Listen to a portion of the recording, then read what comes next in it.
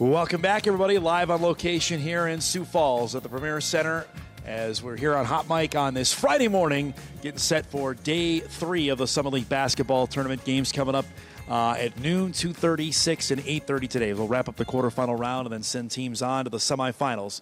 Hopefully we'll have RP joining us here in just a minute. I know he's a busy man trying to negotiate everything and navigate what is a crazy event. As we mentioned a little bit earlier this week, obviously back here in Sioux Falls for the 17th consecutive year, and inside this building for the 11th year. Came here in 2015 after right down the way at the old arena, the Sioux Falls Arena from 2009 to 2014. And what I'm intrigued about today and now going forward for the second year in a row, the Jackrabbit men, that's the biggest draw next to the Jack women. I'd say it's probably 1A and 1B in terms of the fans that come out to watch each of these two teams play, is out. And does that mean, do we see, I think there's still a lot of hardcore basketball fans that will come that bought tickets for all the games and they'll want to come and check the games out. Now, does that mean we still have like the crowd we had last night? I don't believe so. I think we're probably going to see a pretty steep drop-off in that. Now, especially if Omaha gets by South Dakota tonight on the men's side, then I'm not sure what the men's semifinal attendance is going to look like tomorrow night. For the Bison against Omaha, it'd be St. Thomas against either UND or Denver. That's not necessarily the biggest of draws that we could have on the men's side. We'll see. That South Dakota team has been overlooked this entire year ever since they got basically two guys off the street to help them at the mid-semester break. We saw the Coyotes in Fargo on New Year's Eve, and the Bison won that game handily. And I remember Greg Steven and I talking about it as the broadcast wrapped up, like, boy, this could be a really, really long year for USD. Instead, Eric Peterson galvanized that group. They ended up finishing fourth in the conference and had a remarkable run over the last 2 months, frankly, to beat Omaha twice, to beat South Dakota State twice. They hadn't swept the Jackrabbits in over 30 years in men's basketball. It's a big deal there for USD. Their top three are really, really good. Cam Fens, their big man at 6'10", is a load. Uzziah Bunton's a really good player. Jordan Crawford's a really good player. That matchup tonight will be juicy. That one in Omaha with Paul Jobet, who is one of my favorite players to watch this year, the Miami transfer. He dropped 38 when the Mavericks were in Fargo. And I just, the winning attitude that Omaha has, whoever wins that game is going to be a heck of a challenge for the Bison on Saturday night. I really believe that, because that's going to be a tough matchup. You think about it, for NDSU, their two road games against each of those opponents, they won in overtime against South Dakota in Vermillion, and they won at the buzzer against Omaha on a buzzer-beating shot by Damari Wheeler-Thomas to start the league. That's how close those two games were to start the season, or in league play. So whoever ends up winning, that's going to be a challenge there on the Bison side of things. On the women's side, as we mentioned earlier, here he is just flying. He's a big deal, folks. He can just swoop in. We are live. That's the only way we do a show like this. Don't fall up here. Holy cow. Now we That's the way we work here, folks. He's the man of the hour. He can fly in like this. Are you okay? Take a breath. You're all right. We're okay. We're all right.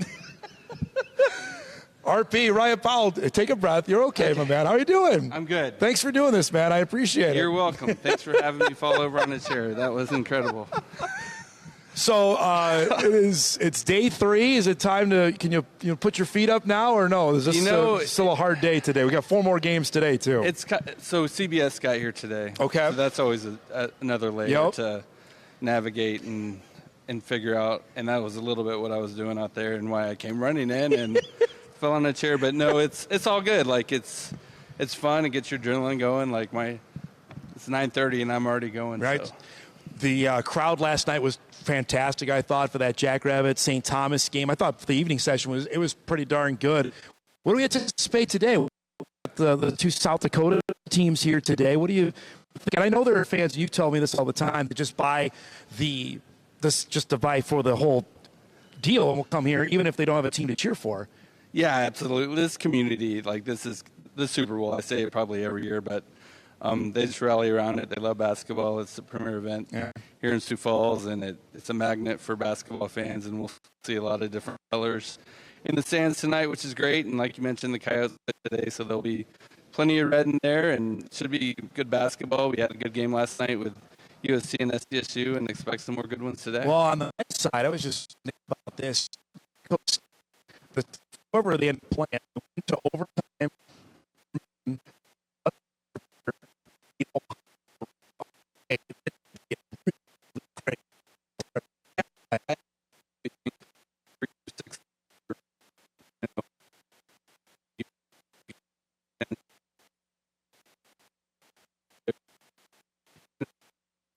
Live here, RP, you got your bearings back together. I don't know if you broke the internet with us when you were stumbling in like George Costanza there on the Merv Griffin show. I might have, but hey, if we want ratings, that's what it's all about. Right? That's what it's all about.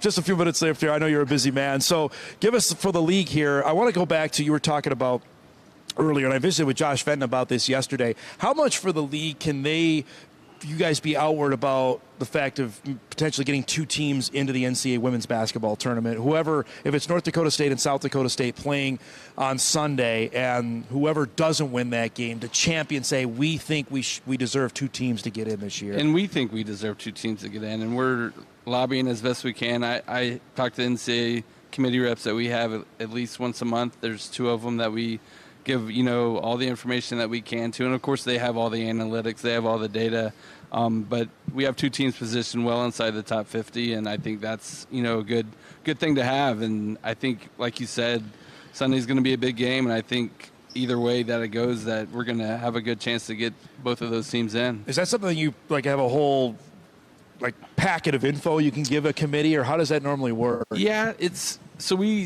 what they want from us is kind of the things that don't show up in the analytics, the things that they don't necessarily have that we probably have a better pulse on for each of the teams. And that it could be injuries, it could be just trends or, things that they've done that they've never done before, like NDSU won 23 straight games, right? Summit League record, never been done before. Things like that on the women's side that are just good little nuggets of information for them to have to maybe that they didn't have access to. So. You said you're talking with CBS. They're here. They're going to bring in the men's semifinals coming up tomorrow night. Describe that relationship, but I know it's a little bit above your pay grade. Where it goes forward with the league television package after this year? Yeah, we've had 3 great years with CBS Sports Network. A lot of the same folks have been to the Denny the last 3 years, so that really helps with my job and the consistency of getting them set up and working with Midco in that transition from women's semifinals to men's semifinals. But all said, we've had a great run. We've had 9 regular season games the last 3 years that have been really good, and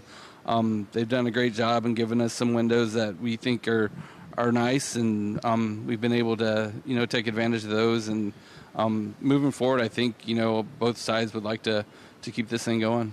On the Summit League Network, what have you heard feedback-wise from fans and adapting that for going forward? Yeah, it's, I think 3 years into it, it's starting to, get a foundation, and people are starting to realize that that's where you can watch Summit League games. And obviously we're one of the few conferences that probably is outside of some other entities. Yeah. So it's, we're doing it for our membership. We're doing it to try to increase revenue at the mid-major level, and we've been able to do that 3 years and look forward to continuing to do that. Spring sports are obviously going here. We're watching what softball and baseball is doing. I mentioned up the top, with St. Thomas with a chance to make some history on the basketball side. They're going to host in baseball this upcoming year, correct? So yeah, how big a deal that is. Yeah, both softball and baseball are going to be hosted at the University of Minnesota. Facility-wise, just kind of gives you some better press boxes and things like that. Yeah. But looking forward to being in the Twin Cities and bringing our championships there. St. Thomas, like you mentioned, has come into the Summit League and kind of adjusted well and adapted well and are doing a good job across the board in a lot of their sports. All right, you can go take a breath now here. If that clip goes viral, we apologize in advance on it, but I appreciate all the help making this happen. If it helps you get viewers, you know how to spell my name, right? and fill in the zeros, right? Hey, you have an NCAA tournament spot next week? Are you working? I do. Where are you heading? I'll be in Buffalo. Oh, so all right. Like Buffalo, San Diego, Buffalo. I'd like to go to Buffalo, so they're gonna send me out there. Love Buffalo. That's great. It's great to see you, man. Thanks for doing this. Be well. All right. Ryan Powell joining us, Associate Commissioner of the Summit League. All right, we're going to take a break. We're going to get back on track. Kolpak will join us to wrap up the first hour. Big second hour planned here as well. Back live to the Premier Center in Sioux Falls after this.